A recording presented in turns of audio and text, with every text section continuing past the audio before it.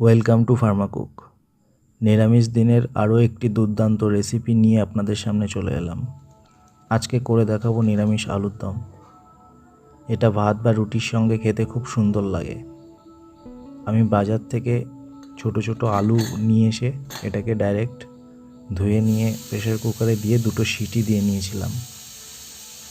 এখানে খেয়াল রাখবেন, 2টোর বেশি সিটি দিলে আলুটা গলে যাওয়ার চান্স থাকে। তারপর প্রেসার কুকারটা ঠান্ডা হতে দিয়ে আমি সেখানে ভাতটা বসিয়ে দিয়েছিলাম, আর ততক্ষণে আমরা মশলাটা করে নিই। এর জন্য আমি একটা গোটা টমেটো নিয়েছি, কতগুলো স্লাইস করা আদা, কয়েকটা লঙ্কা, এটাকে আমি পেস্ট করে নিয়েছি একসাথে, কোনো রকম জল দিইনি এর মধ্যে। আলুটা মোটামুটি ঠান্ডা হয়ে গেছে।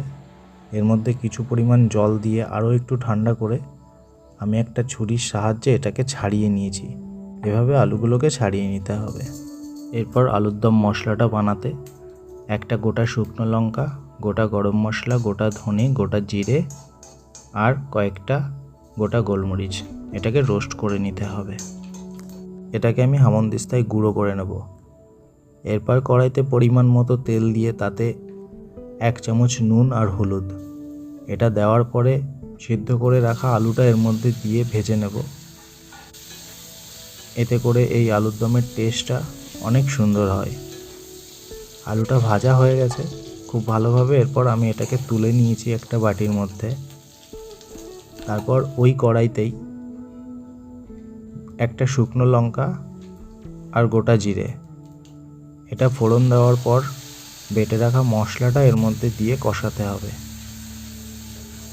যেহেতু টমেটোটা আমরা বেটে দিয়েছি, এই জন্য টমেটোর কাঁচা গন্ধটা চলে যাওয়া পর্যন্ত কষিয়ে নেওয়ার পর একে একে ঝাল লঙ্কার গুঁড়ো, কাশ্মীরি লঙ্কার গুঁড়ো, ধনে গুঁড়ো, জিরে গুঁড়ো, হলুদ গুঁড়ো, এটা দিয়ে খুব ভালোভাবে মশলাটা কষিয়ে নিতে হবে।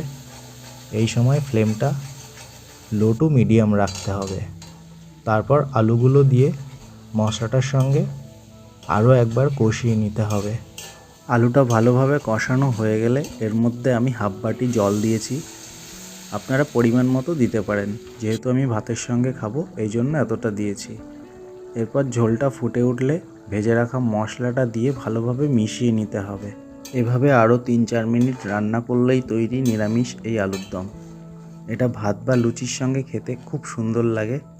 আপনারা একবার বাড়িতে অবশ্যই ট্রাই করে দেখবেন। আমি পরিবেশন করে দেখাচ্ছি, দেখুন কত সুন্দর কালার এসছে।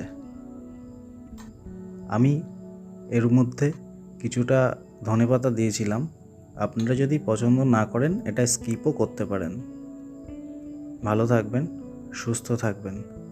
দেখা হবে অন্য কোনো ভিডিওতে।